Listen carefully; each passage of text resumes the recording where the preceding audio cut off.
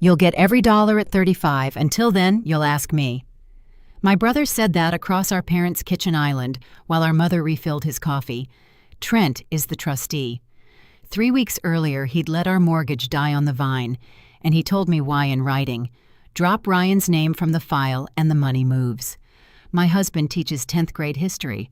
That's his whole crime. Our mother called it protection. Our father called nobody. He just blocked my number the day I asked about a single document, and the silence was so clean it was almost an answer. I nodded. I thanked them for dinner. I drove home. What none of them knew is that I spend every tax season pulling records for other people's families, and I'd never once been allowed to see my own. If a story about a family that runs on paperwork is your kind of story, hit that like button and subscribe, and tell me in the comments where you're listening from right now. I want to know how far this thing travels. My name is Myra Underwood. I'm 32 years old. I live 20 minutes west of Fort Worth, Texas, and I am an enrolled agent, which means the IRS licensed me to speak for other people when the IRS comes asking. I have sat across a table from a revenue officer and won. I have found a widow $40,000 in 3 hours. And to understand how a woman like that ended up begging her older brother for permission to buy a house, you have to go back to a funeral in the spring of 2018. My grandmother was Vivian Hale. She was 88 when she died. She smelled like Jergens lotion and cigarette smoke she quit 30 years before, and she left a house in Weatherford and a brokerage account she'd built by never once selling anything. About $1.6 million, all in. She had 2 grandchildren, Trent and me. And she did what people with money and no imagination do. She put it in a trust. The Vivian Hale Family Trust was funded in February of 2019. Trent was 30 in the photograph they used at the reception, standing beside my mother with his hand on her shoulder like he was steadying a horse. And by the time the paperwork cleared, he was the trustee of my half of my grandmother's estate. My mother explained it to me with her back to me, drying a bowl she'd already dried. "It's a standard schedule, honey. 30, 35, 40. Every family does it this way." Then she turned around and said the half I thought about for 7 years. "And yours is at 35, because you've always been generous, and generous people attract takers." I was 24. My father was in the other room with the television on. He didn't come in. That was the whole meeting. That's how my inheritance got handed to my brother, in a kitchen, over a dish towel, in 90 seconds, and nobody ever showed me a page. Here's the part I have to live with. I am good at my job. Every February, my office fills up with strangers holding shoeboxes, and I pull their records, and I find the money. When a client swears they never got a 1099, I pull their wage and income transcript, and there it is, sitting on the IRS server the whole time, and I explain gently that the IRS already knows. So how does a woman like that miss 7 years of income reported under her own Social Security number? 2 reasons, and they're both boring, which is why they worked. The first is that the IRS matching program that catches everything, the automated one that mails you a notice when your W-2 doesn't match your return, is built for W-2s and 1099s. It hammers those. Trust K-1s, the ones that come off of Form 1041, don't get run through that machine the same way. The matching is loose and it isn't systematic. And if nothing shakes the tree, nothing falls. The second reason is smaller and worse. Every piece of mail that Trust ever generated went to my parents' address on Ridgemont Court, because my parents did my returns until I was 24, and that address never got changed, and I never thought to change what I didn't know existed. I read documents for a living. I had never read my own. And there's no version of this where I come out looking smart. I didn't pull my own transcript for 7 years because I was certain I already knew what was on it. Nothing. There was nothing on it. That's not laziness. That's something uglier. That's a woman who could read anything in the world except her own family. The house was on a street called Hollybrook in Benbrook, and it had a pecan tree in the back that dropped everything it had all over the patio, and Ryan stood under it in March and laughed like a kid. $412,000, 3 bedrooms. The third one was small and had a window that faced east, and neither of us said the word out loud, but we both stood in it for a minute longer than the tour required. We'd saved $64,000 over 6 years. Ryan had put away $900 a month out of a teacher's paycheck, and if you want to know what kind of man he is, that's it. There's no more to know. We put in an offer. It got accepted on a Tuesday. He called me from his classroom and his voice cracked, and I sat in a parking lot and cried like an idiot. We needed $40,000 more to make the loan work, and I had, in theory, somewhere north of $600,000 in a trust with my name on it. I say somewhere north because I did not know. That's how good they were. I could tell you a stranger's adjusted gross income to the dollar, and I could not tell you my own balance within $100,000. The loan officer was a man named Curtis Lang, who talked fast and emailed faster and called everybody chief, including me. We opened the file in April, and among the things we signed was a Form 4506-C, which authorizes the lender to order your tax transcripts straight from the IRS. I signed it without reading it. I want that on the record. I have explained that form to hundreds of people. I signed my own copy the way you sign a receipt. Curtis said the file looked clean. He said we were boring, and boring is beautiful. He said the only wrinkle was the $40,000, and if it was coming from the trust, we'd need the trust to document the distribution, the instrument, and a statement showing the money actually sitting there. I knew what that meant before he finished. People think trust money is easier than a gift. It's the opposite. A gift is a stranger handing you cash and signing a note saying he doesn't want it back. A distribution is money that's already yours, and the lender doesn't take your word for that any more than anybody's. They want the document that says I'm entitled to it. They want a statement or a wire confirmation with a date on it. Underwriters source every dollar, and the answer has to be on a piece of paper somebody else wrote. So to give me $40,000 of my grandmother's money, my brother would have to open the trust's books to a stranger in a beige office in Fort Worth. I did not think of that as a problem. I thought of it as Tuesday. I called him on a Thursday in late April. I was pleasant. I've spent my whole life being pleasant to Trent, the way you're pleasant to a dog you don't know.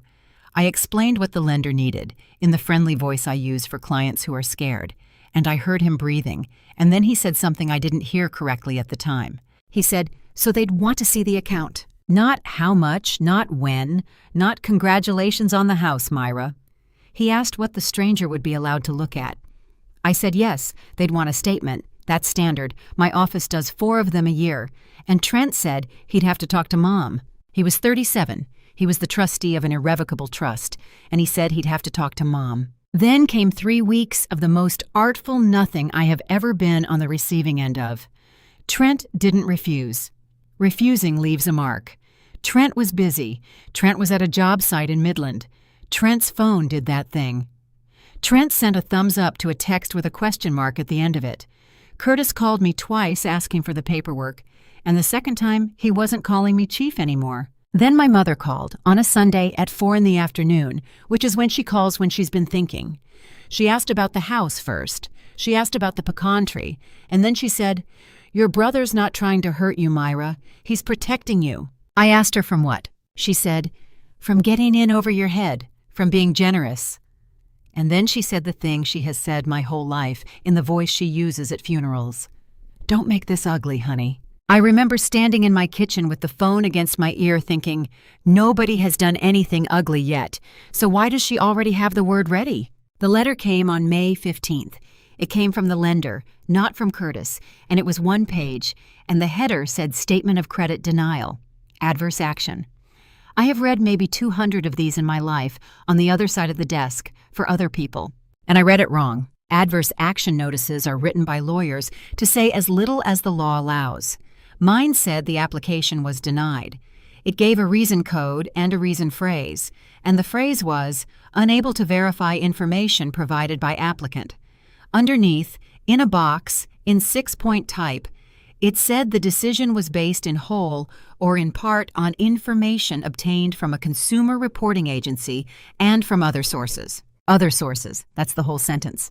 Other sources. I sat at my kitchen table with that page and did what every human being does, including the trained ones.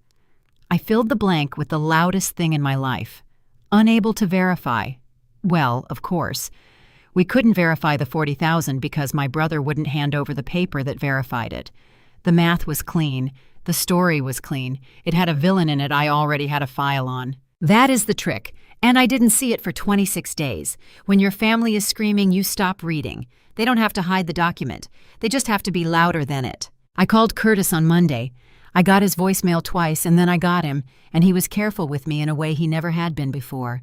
I asked him straight, "Did the file die because the trust paperwork never came?" He said, "Myra, I can't get into underwriting decisions. You got the notice. The notice is the answer." I said, "Curtis, I've written the letter that mails that notice. The notice is never the answer." He laughed. It was not a good laugh. Then he said, "Looks, I like you two. I'm not supposed to be on this call. Can I say something as a person?" I said yes, and he said, "Don't spend money fighting this with us. It's not with us." Then he hung up, and I heard a wrong note, but couldn't name the instrument. Not with us, not with the lender. I understood him to mean it's with the trust, meaning Trent, meaning I was right. I told Ryan that night. He came in with a milk crate of essays about the Dust Bowl and listened to the whole thing without saying anything, which is a thing he does that I have never learned. Then he went and stood in the doorway of our second bedroom, which is not a bedroom, it's where the treadmill and the Christmas boxes live, with his hands in his pockets. "So we lose the house," he said. "We lose that house." "Okay." He nodded a couple of times. "Then we lose that house." And then, quieter, not to me, "God, your brother's good at this." Here's what I didn't know at the time. Every single one of us, me, Ryan, my mother, and Trent himself, was standing around a body arguing about who had done it, and none of us had checked whether it was a murder. Curtis called me back 4 days later. He didn't have to. That's the thing I think about. He called me on his cell from what sounded like a parking lot, and he said, "You asked me a question, and I gave you a lawyer answer, and it's been bugging me." I said, "Okay." He said, "The trust paperwork's not why. Nothing ever came from your brother at all. There's not one page from him in the file. Nothing. So it can't be why." Then he said, "The file was already closed when I asked you for it the second time. I was calling you about a dead file, and I'm sorry about that." I stood very still in my own hallway. "Then what killed it, Curtis?" And he said, "I've said more than I can say." He hung up. And a door I did not know was in my house swung a half-inch open, and I did not walk through it, because at that exact moment my phone buzzed with a text from my brother, and the text was so much more interesting than the door. Trent had gone quiet for 3 weeks. Now, a week after the denial, he had opinions. The text was 2 messages. The first one said, "Heard about the loan. Sorry, sis." The second one, 11 minutes later, when I hadn't answered fast enough, "Look, I can't put trust money into a file with a non-beneficiary on it. That's not me being a jerk, that's fiduciary. Drop Ryan's name from the file and the money moves. Simple." I read it maybe 40 times, and every time I read it, one part of my brain got angrier, and another part of my brain, the part that has been doing this for 11 years, got very, very quiet and very, very still. Because here's what my brother had just done. A trustee is not allowed to attach personal conditions to a distribution. He is not allowed to use money that isn't his to buy behavior he wants. There's a name for it, duty of loyalty. And the men who violate it almost never get caught because they do it in kitchens, over coffee, with their mother refilling the cup, and there's no record, and it's your word against a man who's been telling your parents you're dramatic since you were 9. Trent put his in writing. He typed it into a phone and pressed send, because he had never once been asked to account for anything, and to a man like that, a family is a room without cameras. I screenshotted it, I emailed it to myself, I printed it and put it in a folder, and then I stood in my kitchen feeling something that wasn't triumph. It was vertigo. It's the feeling of watching a man hand you a loaded thing while he smiles, and understanding that he genuinely does not know what it is. He thought he was negotiating. He thought he was showing me the lock. He was showing me his hands. Now, Ryan's name. Let's talk about Ryan's name, because my brother wanted it off a piece of paper, and I need you to understand how strange that is. Ryan Underwood is 34. He drives a 2013 Corolla with a coat hanger where the antenna goes. He has never asked my family for $1. At our wedding, my father gave a toast in which he called Ryan our school teacher, and everyone laughed. And Ryan laughed too, because he decided long ago that he'd let my family be who they are so I wouldn't have to choose. But Ryan did one thing. At Christmas in 2025, with the football on, Trent was telling a story about a trustee's fee and how much paperwork he does for us, poor guy. And Ryan said from the couch, in the most pleasant voice you've ever heard, "Hey, Trent, has Myra ever gotten an accounting? Like an annual statement?" The room didn't go silent. It's never that dramatic. My mother stood up and asked who wanted pie. But Trent looked at Ryan 1 second too long, and I saw it, and I filed it under nothing, because we all file things under nothing. That was the whole crime. My husband asked out loud in front of my father whether there was a piece of paper. 5 months later, my brother's price for my grandmother's money was Ryan's name off the file, and I thought I understood the shape of it. My brother's a snob, my husband's a school teacher who embarrassed him in front of the football game. And this was what passed for revenge in a man like that. That was wrong. So wrong that when I finally saw it 5 weeks later, I had to put my phone face down on the table, but sit where I was sitting for a minute because everybody I've told this story to makes the same mistake I made, in the same order. On May 22nd, I called my father. I want to be careful here, because my father is not a monster, and I'm not going to make him one for the internet. Doug Hale is 66. He repaired commercial HVAC systems for 31 years. He has hands like a catcher's mitt, and he cried at Grandma Vivian's funeral in a way that embarrassed him for a year. He has also never once disagreed with my mother out loud in front of another human being. I called him at 4 in the afternoon when I knew he'd be alone in the garage. I didn't yell. I didn't mention Trent. I asked him one question about one piece of paper. "Dad, in 2019 when the trust got funded, Pace's office sent out a packet, certified. Did that come to the house?" There was a pause. It was maybe 4 seconds long. And in those 4 seconds, I heard a man doing arithmetic. Then he said, "That's your mother's department." And I said, "Dad, I'm not asking who opened it. I'm asking if it came to the house." And my father, who has never lied to me about anything larger than a fish, said, "I don't know what came to the house, Myra." And then he said he had to go. Somebody was at the door. Nobody was at the door.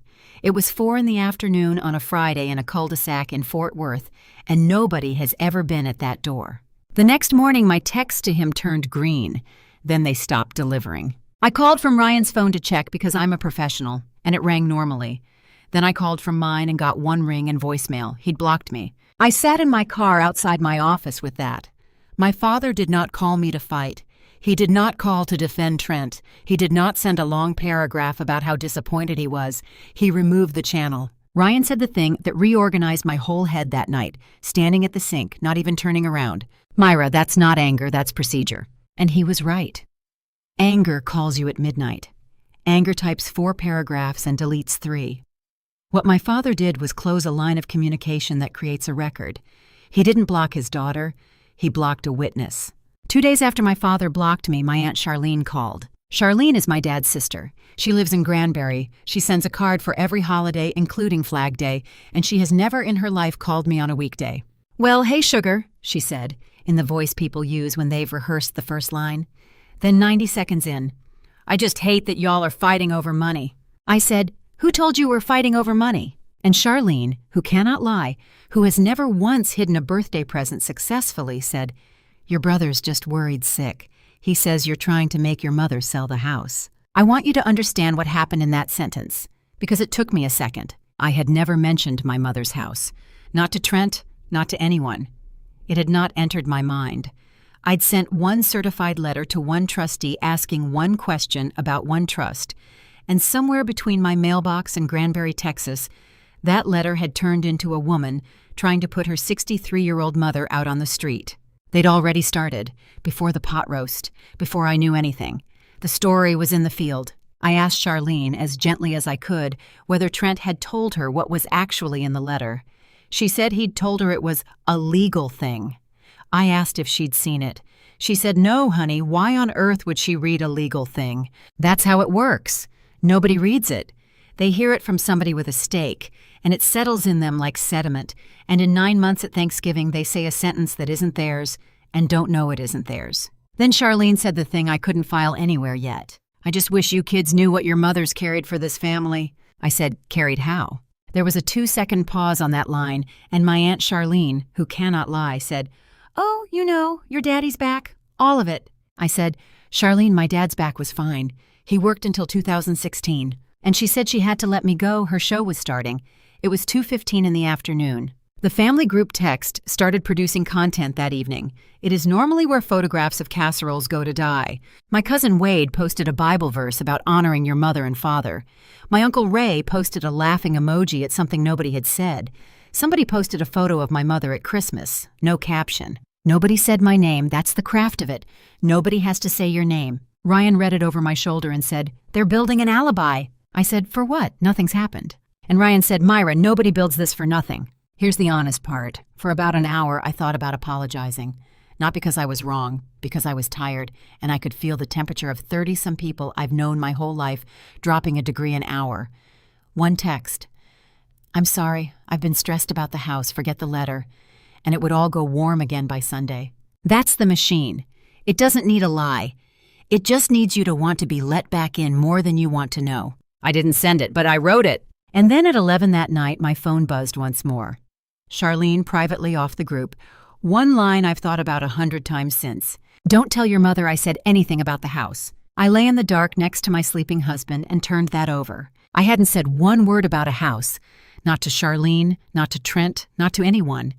And yet within 72 hours of one certified letter, the fear that came sprinting to the front of my family, the thing they grabbed first and swung at me before I'd even asked a question, was that somebody might take the house on Ridgemont Court. Nobody panics about a house that's paid for. So on May 26th, I stopped talking to my family and started writing to them. There's a thing in Texas most beneficiaries never learn, and the people who hold the money are counting on that. Under the Texas Property Code, a beneficiary can make a written demand on the trustee for a statement of accounts. Not a request, a demand. The trustee has to deliver it, and if he doesn't, you can go to court and make him. And by then, a judge is looking at him wondering why a man who did nothing wrong needed to be dragged. I wrote it myself. One page, no adjectives.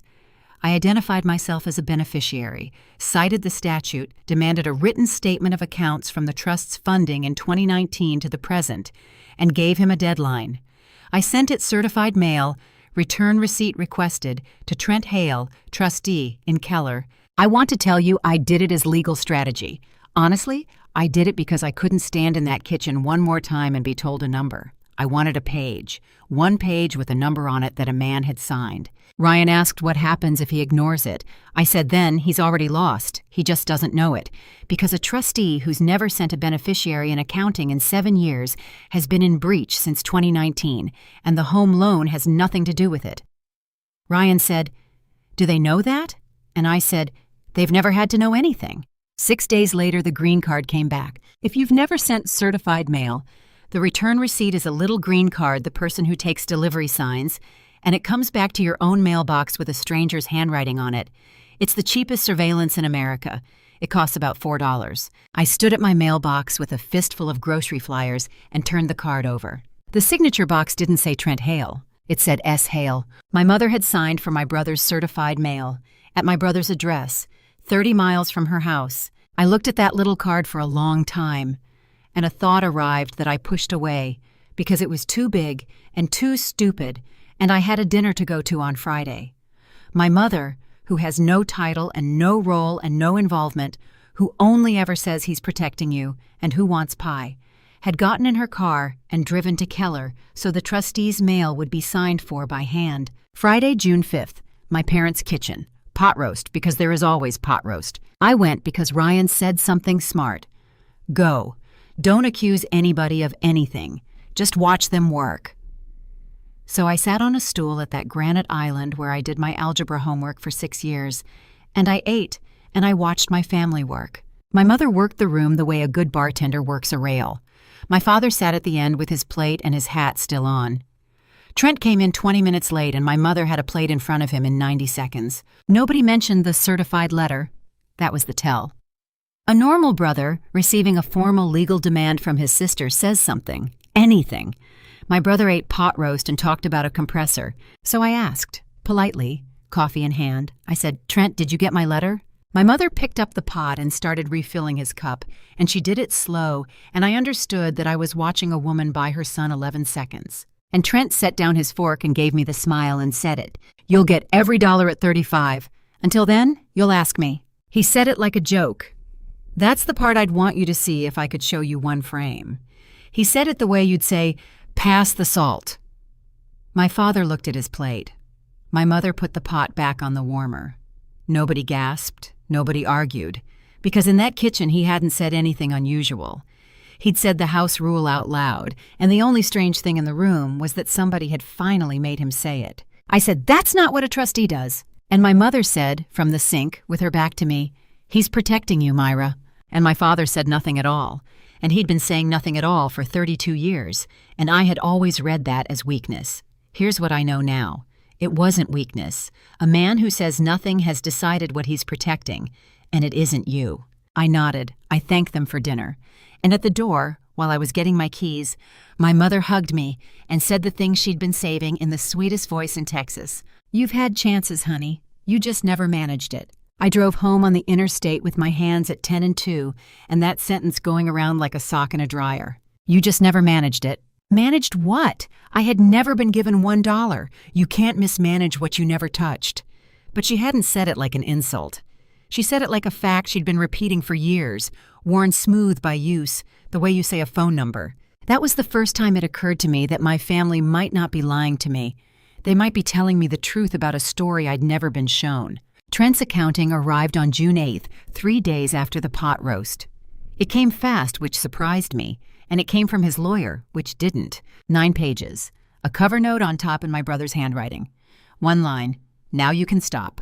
I read it at 1 a.m. at my kitchen table with a legal pad, because that's how I read everything, and because I couldn't sleep in a house where I'd started to feel stupid. Page 1 was the funding. $1.35 million into the trust in February 2019. The brokerage account, all of it. The house in Weatherford never made it that far. It went to the estate's lawyer, the estate's taxes, a year of carrying costs on an empty house nobody would drive out to, and a realtor who did very little for 6%. That's where the other $250,000 went, and that part was honest, and it's the last honest thing in the file. Page 2 was the investment summary. Fine. Boring. Beautiful. Then page 4. Page 4 had a column, and the column was headed Distributions to Beneficiary, M. Underwood, 2019, $58,000. 2020, $61,500. 2021, $72,000. 2022, $84,000. 2023, $96,000. 2024, $124,000. 2025, $116,500. $612,000 to me, Myra Underwood, over 7 years. I laughed. Out loud. Alone, at 1 a.m. It was so brazen and so stupid. My brother had put a lie in a legal document and mailed it to a woman who does this for a living. I felt relief. That's the sick part. Because I thought I finally had him.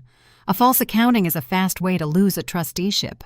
I called him at 8 the next morning. I was calm. I said, "Trent, page 4, where did the distributions go?" And my brother said, and I need you to hear the exact words, because I've heard them 100 times since. "You've had every dollar we could justify, Myra.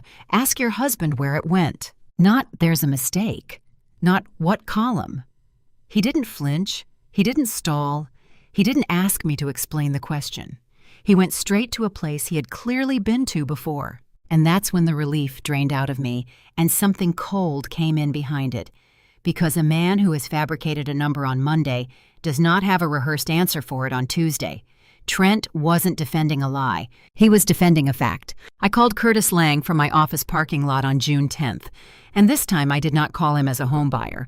I called him as an enrolled agent, which is a thing I had never thought to be inside my own life. I said, "Curtis, I'm not asking you to break a rule. I'm going to ask a technical question and you can hang up.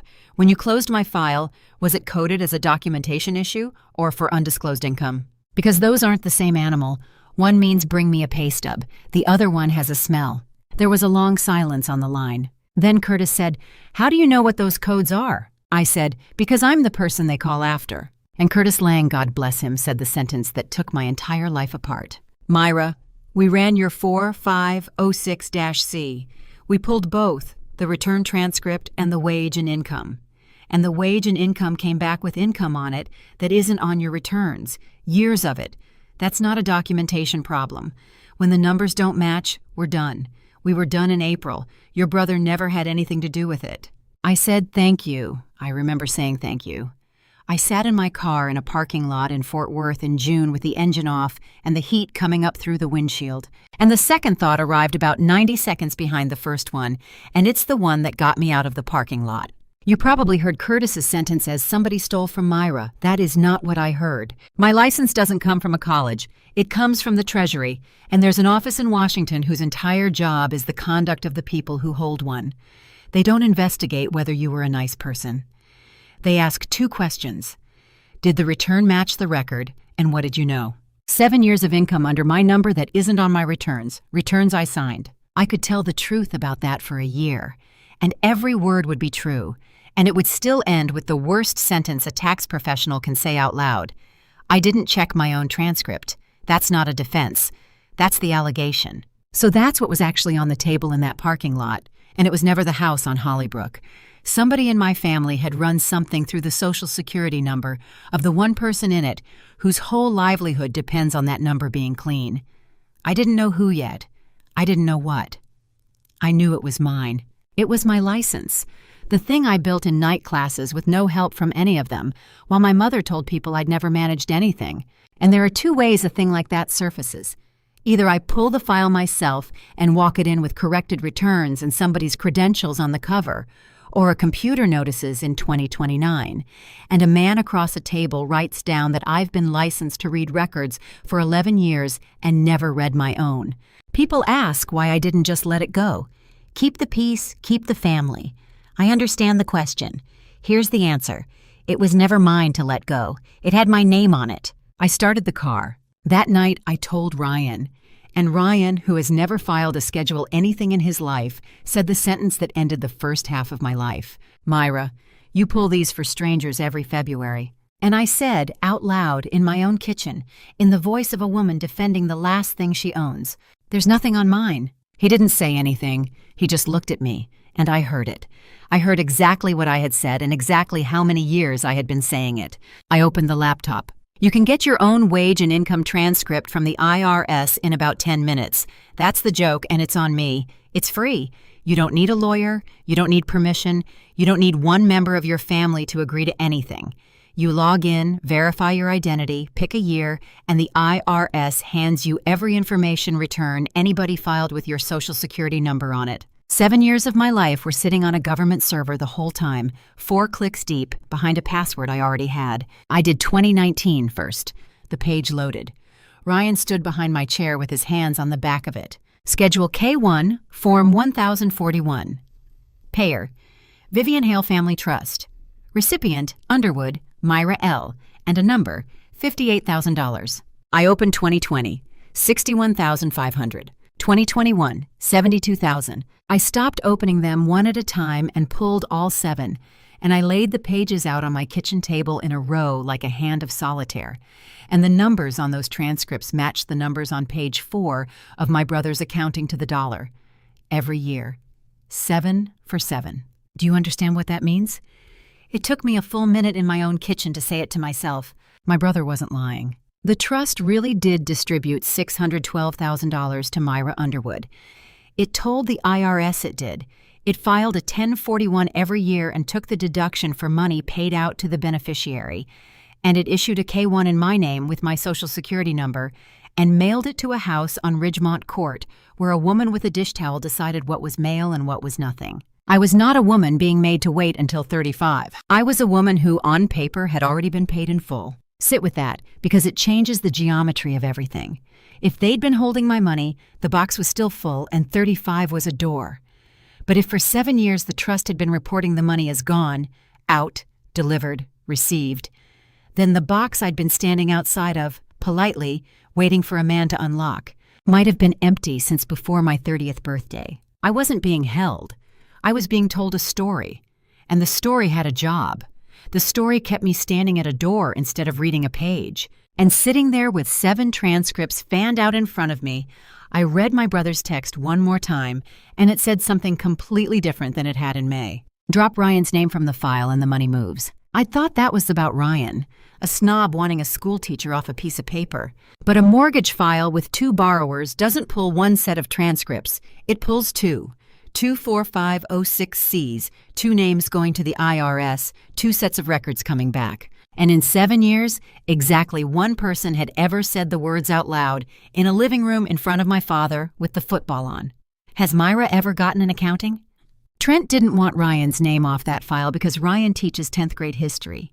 He wanted it off because Ryan was the only one who had ever asked to read it. He wasn't buying my obedience. He was shrinking the number of people with a legal right to look. And here's what made me put the phone face down. It never would have worked. By the time he sent it, the transcripts were pulled and the file was dead. My brother was standing in the rubble of a house that had burned down in April, negotiating for the curtains. Nobody had told him either. They'd kept him a little bit stupid, too. Just not as stupid as me. And then Ryan, still behind my chair, put his finger on the transcript for 2022 at the bottom under the K1 entry and said, "What's that one?" Form 1099-INT, interest income, $209. Payer, Trinity Republic Bank, Fort Worth, Texas. I have never had an account at Trinity Republic Bank. I couldn't have told you what their sign looks like. And a bank had spent 7 years telling the United States government it was paying interest to me. If you've made it this far, pause right here before I tell you what was in that account, and put your guess in the comments. Whose name did I find on the signature card? Half of you are going to be wrong, and it's going to be the half that thinks they know exactly how this works, because I thought I knew too. And then I stopped asking my family for anything, ever again. I stopped calling. I stopped explaining. I stopped being the woman standing at the door being reasonable. I started pulling. Trinity Republic Bank has a branch on Camp Bowie Boulevard, in an old building with a lobby that smells like carpet glue and printer toner.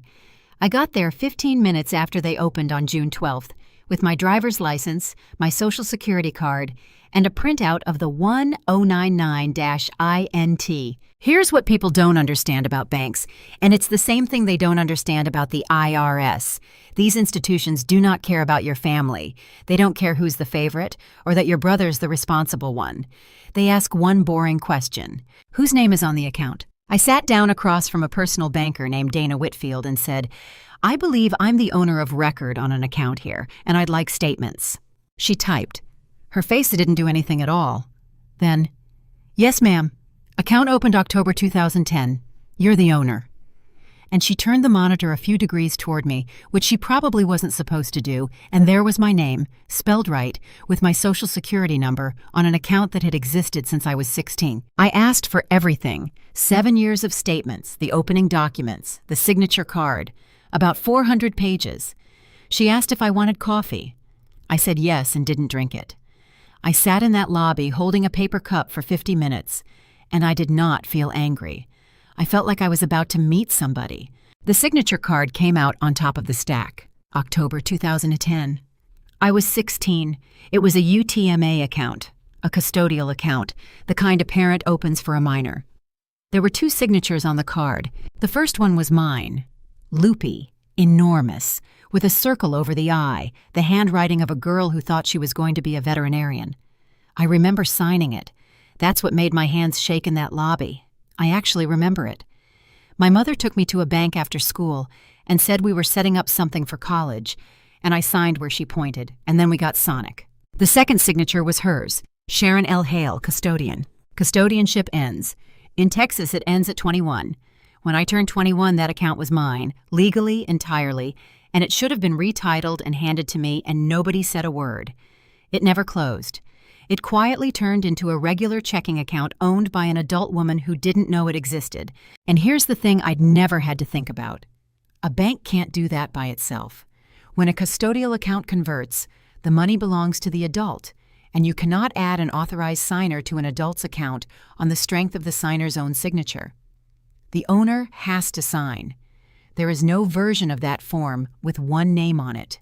The conversion card from 2015 had 2, Sharon L. Hale, authorized signer, and above it in the owner's box, Myra Underwood. I sat in that lobby with the 2010 card on one knee and the 2015 card on the other. I've signed my name maybe 40,000 times. It changed once at 19 when the loops flattened out. But the circle over the I never left. It's the only vain thing about me. It's on my license, my marriage certificate, and every power of attorney I've ever filed with the Internal Revenue Service. There was no circle over the I. It was close. The M was right. The U was right. It was careful and unhurried and done by somebody who'd watched me sign my name for 21 years and had all the time in the world at a desk with nobody watching. In the spring of 2015, I was in Lubbock finishing a degree. I had never been inside that building until the morning I walked in and asked for my own statements. There's a word for that page, and I'm not going to use it because I just spent 4 weeks calling my brother things in my head and finding out I had him wrong, and I don't get to be a person who does that twice. So I'll say only what's on the paper. There is a signature in my name that is not my signature, on a bank form, and it handed my mother the account that would later carry every dollar of my grandmother's money. I don't get to call that a crime. I'm not a prosecutor. But I know what it isn't. It isn't the mail, it isn't a dish towel, it isn't a son protecting his sister. And it is not I didn't know, because somebody sat down with a pen in her hand and made a decision, and you cannot do that by accident. She had her hand on the mailbox, and her hand on the account, and her hand on my name. That's all a machine like this needs. 2 hands and a pen. I read the statements in my car because I couldn't wait, and then in my kitchen, and then at 2 in the morning with a yellow highlighter. The pattern was so simple that it insulted me. Every year, in the first week of March, a deposit came in. Wire. Originator. VHFT. 58,000. 61,500. 72,000. The exact numbers off the transcripts. And then, between 3 and 9 days later, most of it went back out. Never in one piece. That's the only smart thing anybody in this story ever did. 2 or 3 transfers into an account ending in the last 4 digits of my mother's old checking account, which I recognized because I've written checks to that woman. Most of it? Never all of it.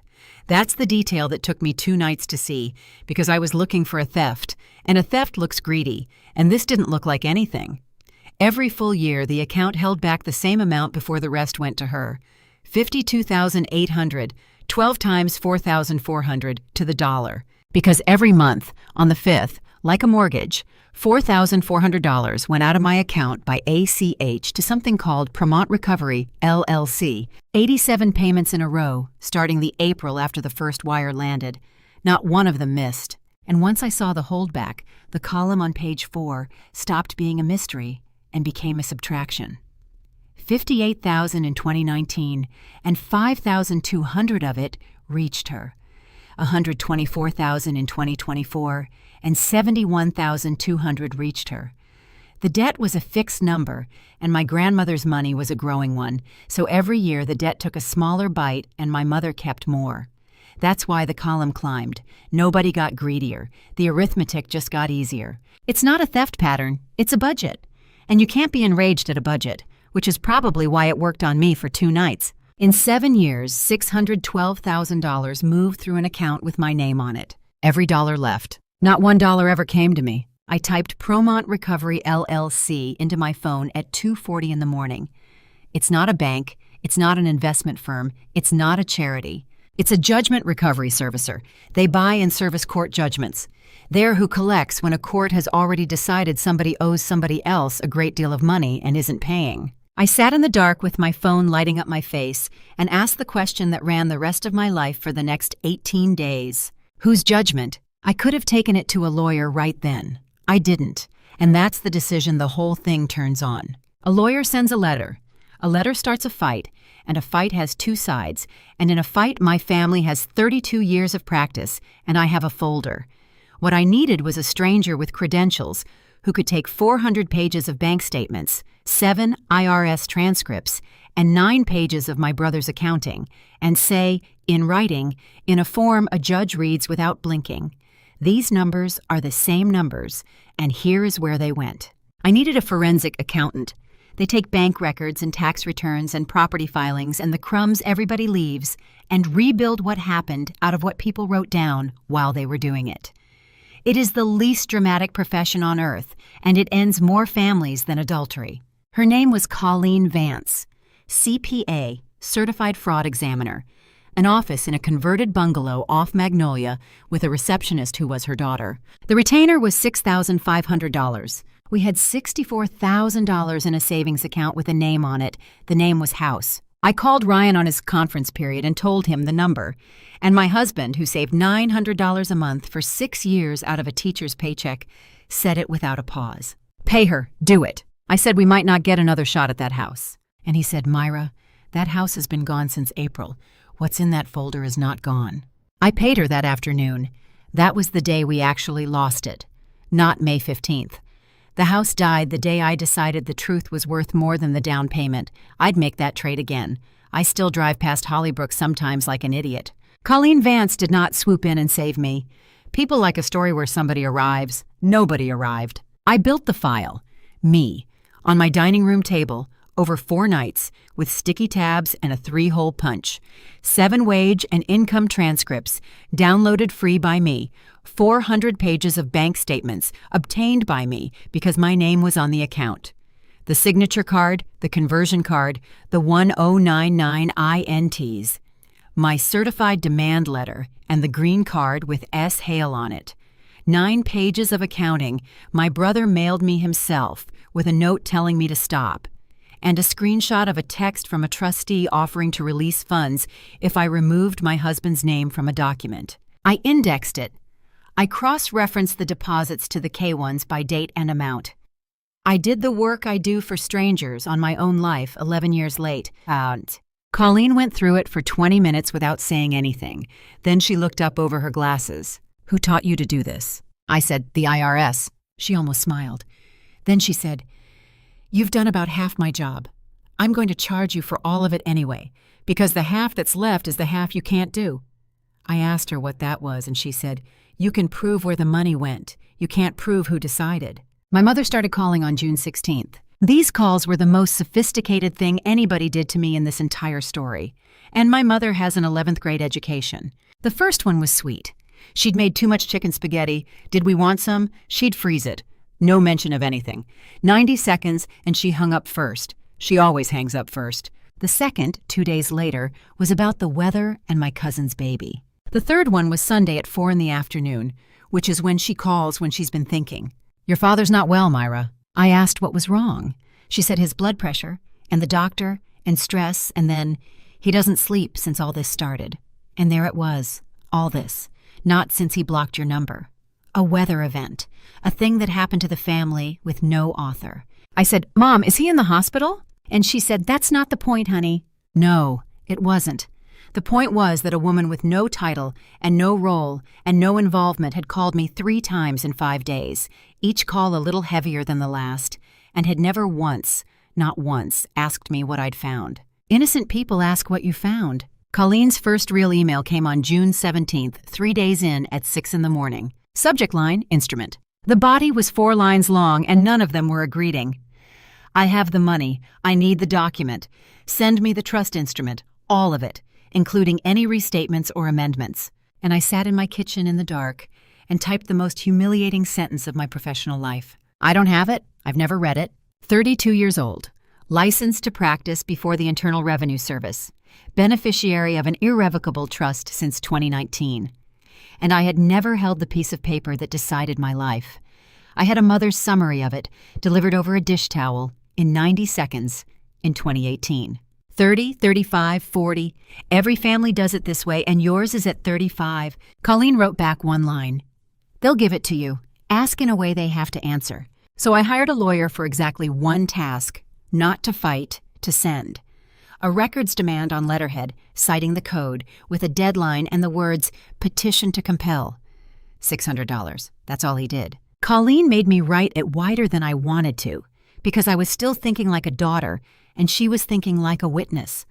Not just the instrument, every amendment, every Form 1041 the trust had filed, with the signature pages attached, and every wire authorization behind every distribution on page 4, the actual instruction with the actual name on it for every dollar that ever left. I said that was a lot to ask for. Colleen said, "You're not asking. And Myra, they're going to send it. Watch." Trent's attorney turned it over in 48 hours. That's the part I still think about. They gave it to me. Fast, complete, no fight. All of it.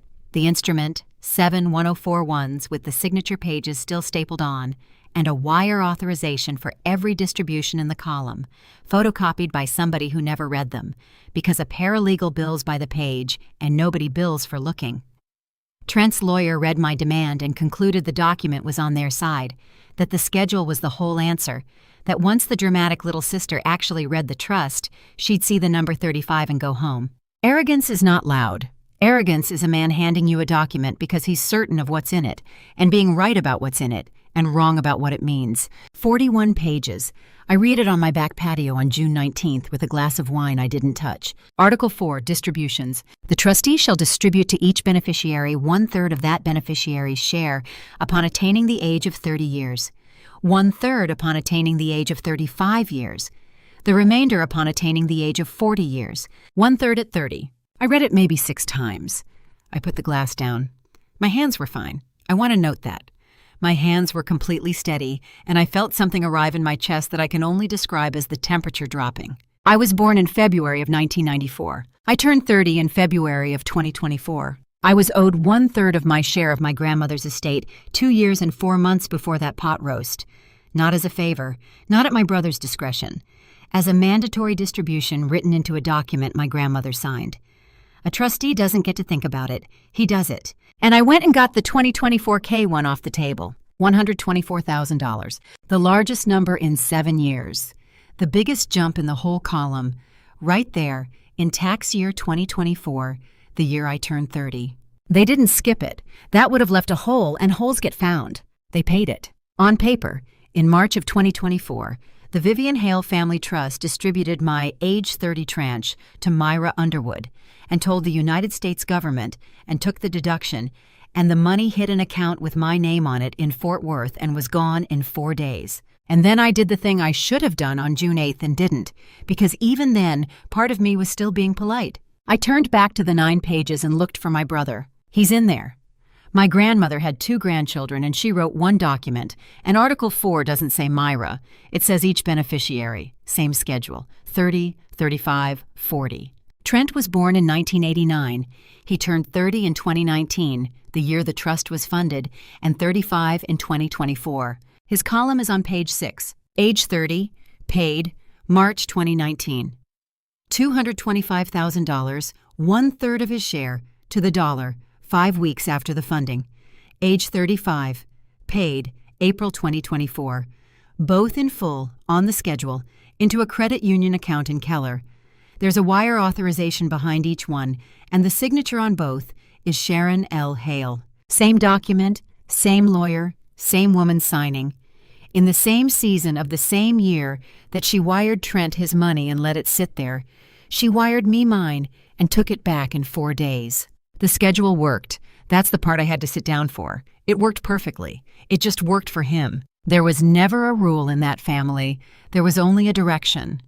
I'd spent 7 years arguing with a piece of paper that had been on my side the whole time. And then in June of 2024, at a birthday dinner at that same island, my mother put her hand on my arm and said, 35 will be here before you know it, honey. And my mother's other sentence, the one she said at the door in the sweetest voice in Texas, finally finished itself in my head. You've had chances, you just never managed it. She wasn't calling me irresponsible. She was rehearsing. I nearly missed the last thing, because it was on page 34, in the signature block, where nobody looks. Trustee Trent A. Hale. Co-trustee Sharon L. Hale. My mother was a co-trustee of the Vivian Hale Family Trust for 7 years. She had never mentioned it.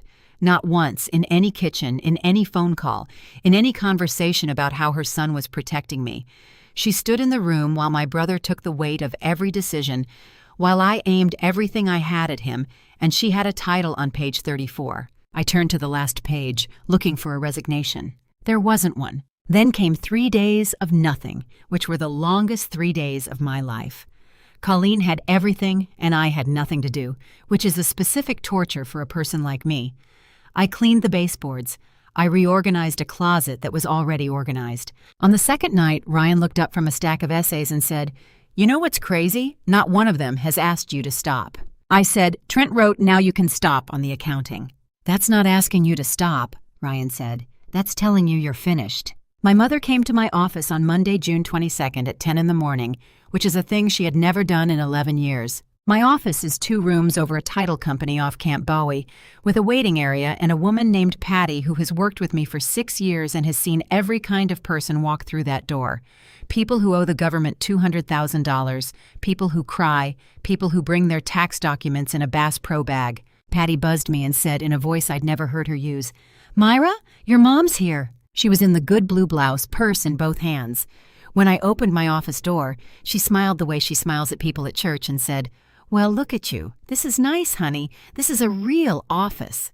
I've had this office since 2020. She had never seen it. She sat down across my desk in the client chair, and I watched my mother, a woman who has never once been in a room she didn't run, look at the framed license on my wall, enrolled to practice before the Internal Revenue Service. She looked at it for a second and a half, and something moved across her face that I had never seen there and did not have a name for until later. It wasn't pride, it was arithmetic. She said, "I brought you the chicken spaghetti. It's in the car." I said, "Mom, why are you here?" And she said, "Because you won't take my calls at the house," which is a beautiful sentence. Look at what's in it. My father blocked my number. My father. Her sentence made that into a thing I did. I didn't correct her. That's the only piece of advice I've got out of this whole business. When somebody hands you a sentence like that, don't take it. Don't grab the end of the rope. Let it sit in the middle of the desk and watch what they do when you don't pick it up. She waited. I didn't pick it up. So she went to the next thing. "Trent tells me you've hired somebody." There it was, the reason for the blouse and the spaghetti and the 11-year first visit. I said, "That's right. An accountant. A forensic accountant." And my mother said, "Well, that's just money down a hole, honey. What do you think she's going to find? It's a trust. It's boring. It's the most boring thing in the world." I said, "Then it should be a short report." And she looked at me. I got that look maybe 4 times in my childhood, and I would have done anything to never get it again. It's not anger. My mother has never yelled at me in her life. It's the look of a woman recalculating what you are. Then she said, and this is verbatim, I wrote it down 20 minutes later in my own parking lot, "Myra, whatever you think you've found, it isn't what you think it is. You don't know what this family has had to do." I said, "Had to do about what?" And my mother said, "You've never had to carry anything." Then she stood up and smoothed the front of the blouse and said the spaghetti was in a foil pan and I could keep the pan. At the door she stopped, and she said one more thing in front of Patty, in the sweet voice, and it wasn't for me. "You know your daddy signed everything they ever put in front of him? That man never read a page in his life." Then she left. I sat down in my own client chair, on the wrong side of my own desk, for about 10 minutes, because here's what my mother had just done. On her way out of a room she'd never been in before, she had, pleasantly, warmly in front of a witness, established that my father does not read what he signs. Nobody had asked what my father signed. Nobody had said the word signed. Patty came in and stood in the doorway with her arms folded and said, "Myra, who is that woman apologizing for?" Colleen Vance called me on Monday, June 22nd, at 3 minutes past 11 at night. I was already in bed. I saw the name on the screen and sat straight up in the dark, because forensic accountants do not call at 11 p.m. about a small thing. They call at 11 p.m. when they have stopped being able to sit down. I said hello, and this is the part I've thought about every day since. Colleen Vance did not say Trent's name. For 4 weeks, every conversation in my life had been about my brother. His text, his kitchen, his smile, his 9 pages. My brother was the sun everything rotated around, and every one of us, me most of all, had been aiming at him like he was the whole sky. Her first sentence was, "Your mother signed every page." I said, "What?" She said it again, slower, and I got up and went to the kitchen table in the dark and turned on one light. The signature card 2010, Sharon L. Hale, custodian. The conversion card 2015, Sharon L. Hale, authorized signer, and an owner's signature, "You've already told me isn't yours," which is a sentence I want you to stop saying to anybody who isn't me or a lawyer, starting tonight. Every 1,041 for 7 years. The trust's return has a signature line, Myra. Somebody signs it under penalty of perjury, and it isn't your brother. It's her. She's the co-trustee. Every annual statement in his accounting has her initials in the corner. The wire authorizations out of the trust, hers. The transfer instructions on your account, hers. I said, "Trent's the trustee." And Colleen said, "Trent's the name, your mother's the hand." And then she said, "I'm sending you a reconciliation. Look at it now. I'll wait." 12 pages, 2 columns. On the left, the K-1s off my IRS transcripts. On the right, the deposits into the account that has my name on it. 7 rows, and every row matched to the dollar and to within 9 days. Then a third column, and this one I had never seen because I couldn't have. This one was the half of the job I couldn't do. Tarrant County, public record, cause number, filed August 2016. A bank versus Hale Mechanical Inc. and versus Sharon L. Hale individually as guarantor. My father's company. The one that folded when I was 22, that we never talked about, that my mother described as your daddy's back. His back went out. That's why he stopped. That's the family story. My mother signed a personal guarantee on a $900,000 line of credit in 2013. When the company died, the guarantee didn't. In November of 2017, she signed an agreed judgment, $520,000 plus interest, payable monthly, $4,400 a month, every month, forever. She paid it for 16 months out of a second mortgage on the house on Ridgemont Court. Then that ran dry, and my grandmother died in March of 2018. Colleen said on the phone, in the flattest voice I have ever heard, "Myra, a trust can't pay a co-trustee's personal judgment. There's no version of that document that lets her take $1 for herself. There's exactly one lawful way to get money out of that trust and into the world." I said it out loud before she could. "Distribute it to a beneficiary." "Distribute it to a beneficiary," she said. "You were the pipe. You've always been the pipe. That's what the account under your Social Security number was for. She opened it when you were 16, and I don't think she opened it for this, but in 2018 she remembered it was there." And then Colleen said the thing that turned the last light on. "The judgment is a structured payoff. Final payment, January 2029. I turned 35 in February 2029. 35 isn't a schedule," she said. "Your grandmother wrote 3 dates, and your mother told you 1. That's the trick. She didn't invent 35. She picked it out of 3 real dates because it's the only one that lands on the far side of her last payment. Count it. The judgment clears in January. You turn 35 in February.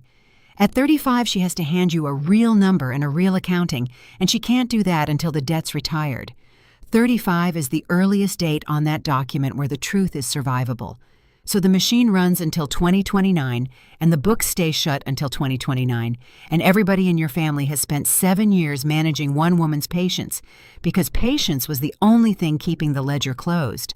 I sat in my kitchen at 11:40 at night. Every birthday, every 35 will be here before you know it, honey. Every he's protecting you. Every don't make this ugly. It was a payment plan. I was the payment plan. And the age 30 tranche, the $124,000. I did that math myself at the table while she was still on the line, because I couldn't not. My share of my grandmother's estate started at $675,000. 5 years of a market that never once asked my permission had grown it. 5 years of distributions had drained it. And the trust's own statement for February 2024 said what was left, $372,000. 1/3 of $372,000 is $124,000. The mandatory distribution I never got was calculated on a balance they'd already spent. They didn't just take my money.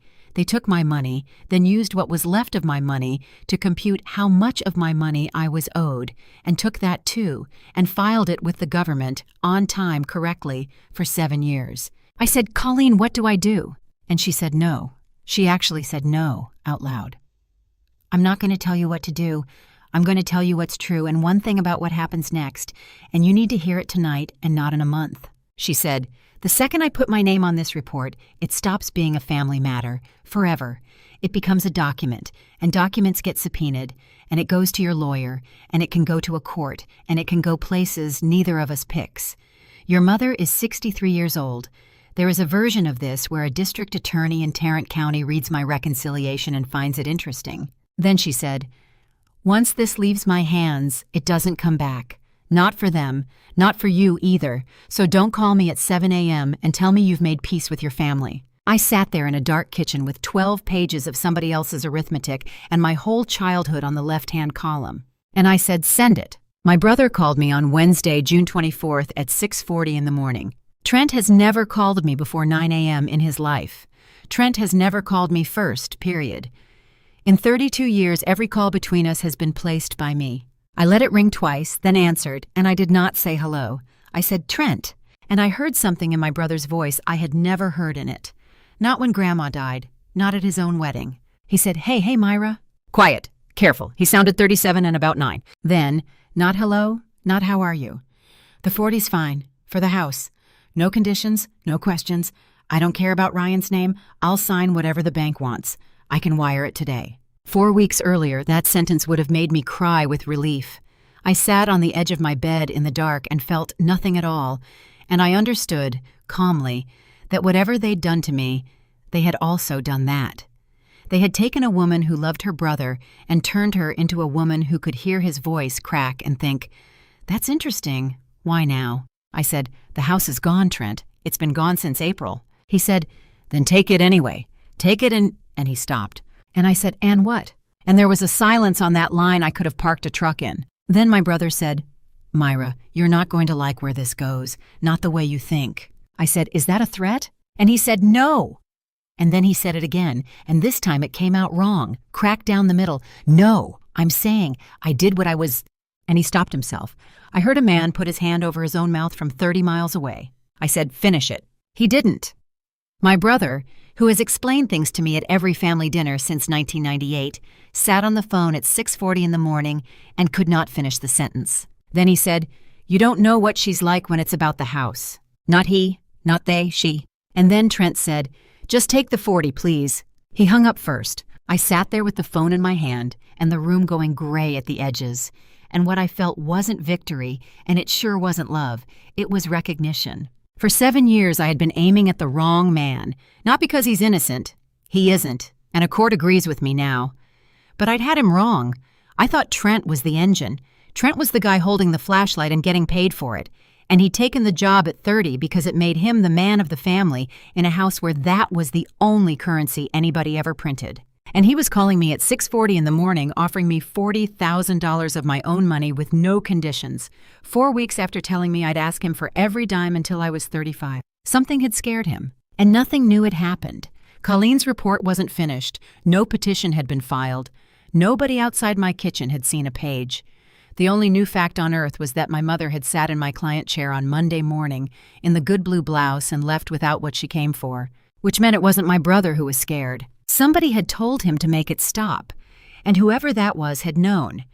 Before I did, before anybody outside my kitchen had seen a single page, that a woman with an IRS license and 400 pages of bank statements was going to get to the bottom of it. You only rush to buy back a document if you already know what's written on it. My mother called on Friday, June 26th, and she was bright as a new dime. "Honey, we fixed it," she said. "We've all talked, and Trent's going to release the money for the house, $40,000. We're doing it right, at the lawyer's Tuesday morning. You just have to sign a little receipt." A little receipt. I said, "What's the document called, Mom?" And she didn't miss. She'd been handed the words. "It's a receipt, release, and refunding agreement. It's standard. Everybody signs one."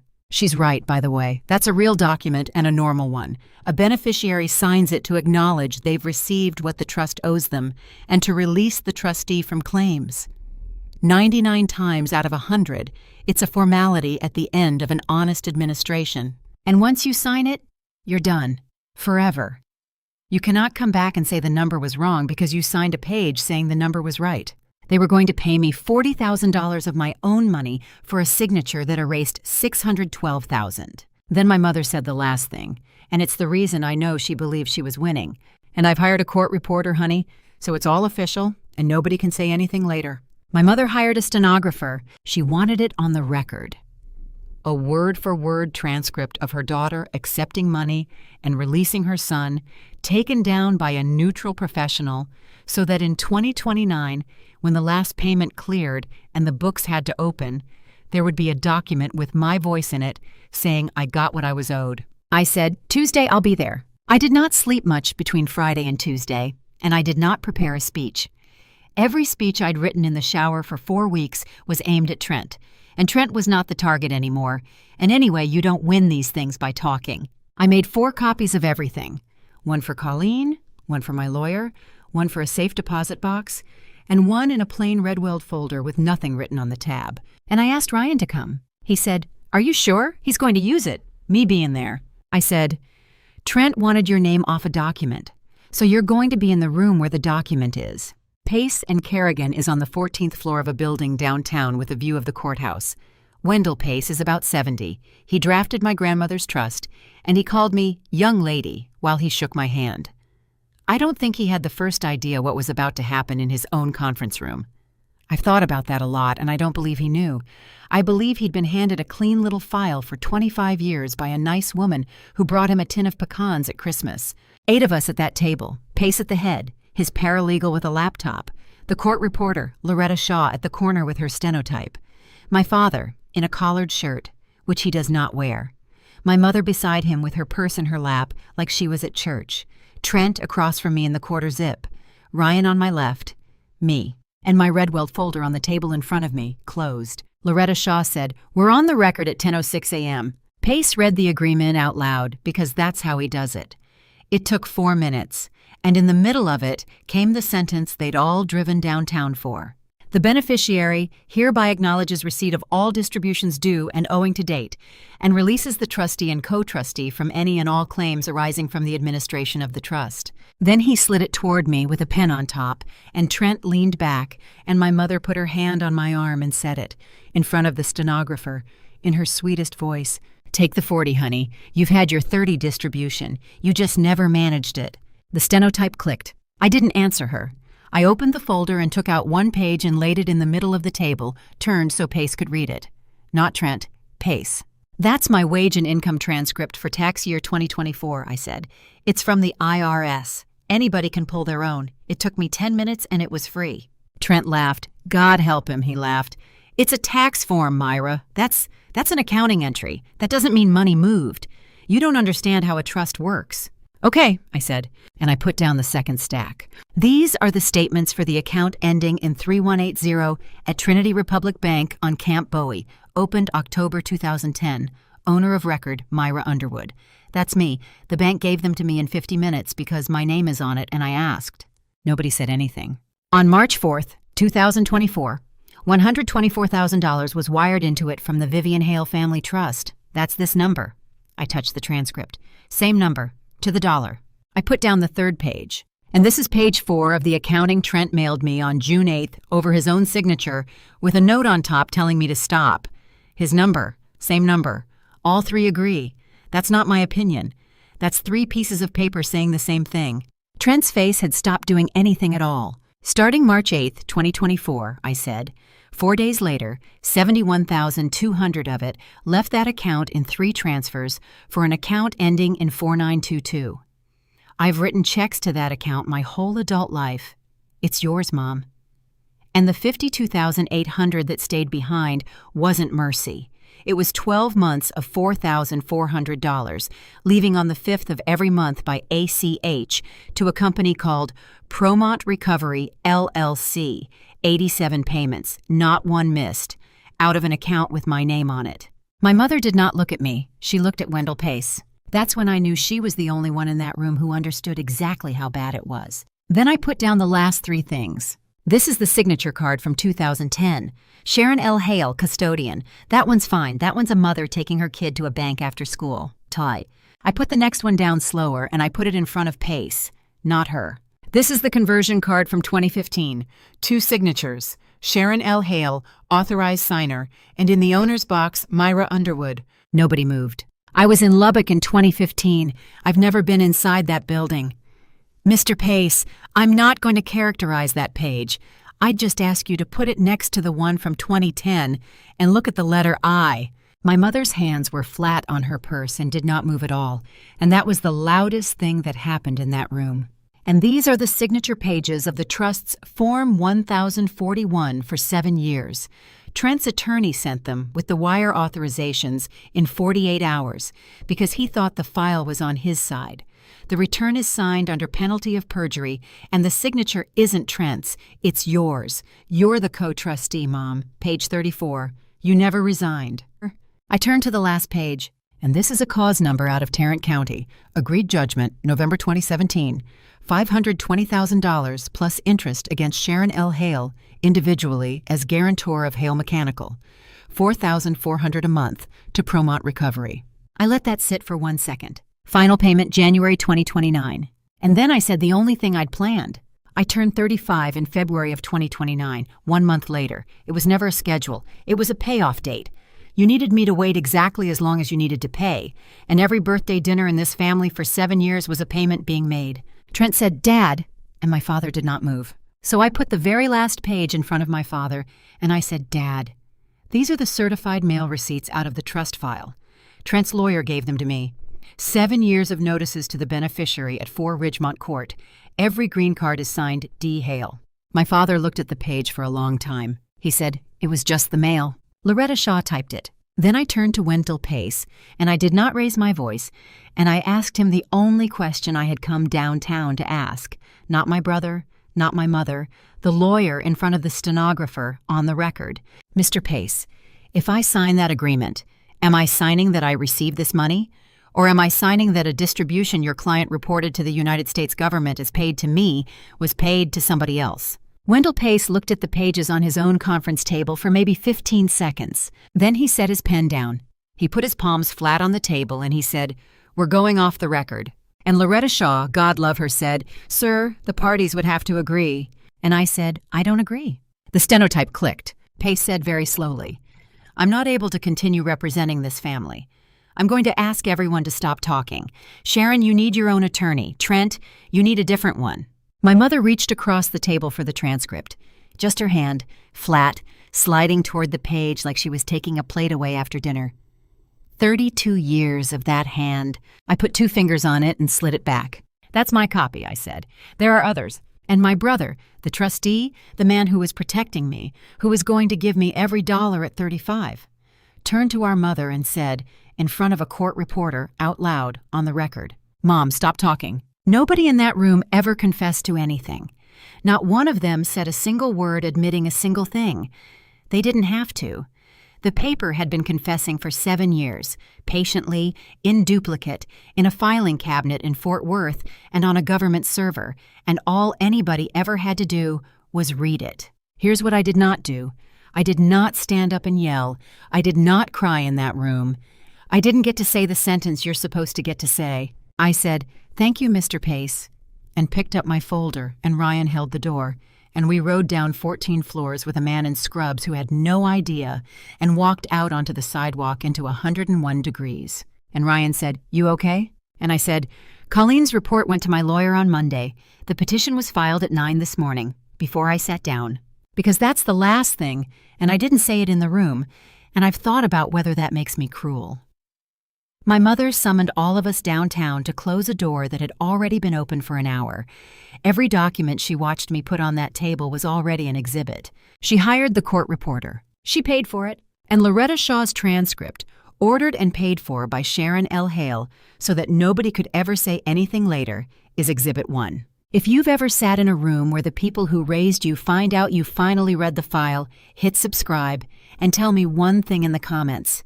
What's the boundary you're still not enforcing? Because mine was never a feeling. Mine was a document, and it was free, and it had my name on it the whole time, and I waited 7 years for permission to look at a thing I already owned. It's July now. Here's what happened, and it's less than you want, and more than I expected. The court suspended Trent as trustee in the first week of July.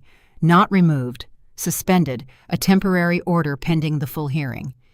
It took about 20 minutes, and my brother sat there in a suit that fit him badly, while a judge read Colleen's reconciliation and asked him 2 questions he could not answer. He answered one with, "I'd have to ask my mother," out loud, in a courtroom, and I watched a judge write that down. The removal hearing is in October. My lawyer says it is not, at this point, what you'd call suspenseful. When it's done, the court will surcharge him. It means a trustee personally pays back what his breach cost. And Colleen says the number will be large, and my lawyer says collecting it is a different sport. He is 37, and he will be paying my grandmother back until he is old. My mother was suspended too, in the same 20 minutes, and that's the part nobody saw coming. because for 7 years she was just the woman with the coffee pot. She has her own lawyer now, very good and very expensive, and she is paying him with money I do not want to think about. She cannot say she didn't know. That was always the escape hatch, and she welded it shut herself, one signature at a time. A card in 2010, a card in 2015 with my name forged on it, 7 returns signed under penalty of perjury, and 41 pages of an instrument with her name on page 34. You cannot sign every page of a thing and then be surprised by it. The trust went to a corporate trustee downtown, a company, a department, people who send an accounting every year because a computer tells them to a beneficiary they'll never meet, at an address she gave them herself. Their first act was to mail me a statement I didn't ask for. It is the least sentimental outcome available and the only one I ever wanted. The tax got fixed with paper, which is the only way anything gets fixed. The corrected 104 ones are being filed, and my K1s go to 0 for every year because you cannot report a distribution to a beneficiary who never received one, and the IRS does not care about anybody's feelings, which is the single most beautiful quality of the Internal Revenue Service. I didn't cry my way out of $612,000 of phantom income. I documented my way out. Nobody apologized. A number went from $124,000 to 0 on a form, and that was the entire justice. My father unblocked my number on the 11th of July. I know the date because my phone told me, in that way it does, when a message came through green and then blue. He didn't call, he texted 4 words. Worth. I signed for them. That's all of it. Not I'm sorry. Not I didn't know. 4 words that are half a confession and half a defense from a man who spent 7 years taking certified mail out of a mailbox and handing it to his wife, and who blocked his daughter the day she asked whether the mail had come because he understood exactly what a signature is. I read it standing in my kitchen. I read it twice. I didn't answer. Maybe I will. I'd like to think there's a version of this where an old man and I sit in a garage sometime and don't talk about it. But I'm not going to go get him. I've done enough asking in this family to last me the rest of my life, and I've noticed something about people who love you conditionally. They never once come to the door. They wait at theirs and call it dignity. We lost the house on Hollybrook. Somebody else is under that pecan tree right now. I hope they hate cleaning up the patio. Last week, Ryan and I opened a new file with a credit union in a beige office with a different man who calls nobody chief. We're pre-approved for less. It'll be smaller and older and further out, and it'll have a second bedroom that faces the wrong way, and I do not care. The application has 2 names on it. Borrower, Myra Underwood. Co-borrower, Ryan Underwood. And on the last page, there's a box where you sign a 4506C, authorizing them to pull your transcripts straight from the IRS. I read it this time. All of it. Then I signed it myself, in my own hand, and I slid it across the desk without asking one single person on this earth for permission. For 7 years, my family kept me standing outside a door telling me it would open when I was 35, and I stood there because I was polite, and because they were loud, and because I loved them. The door was never locked. My name was on it the whole time.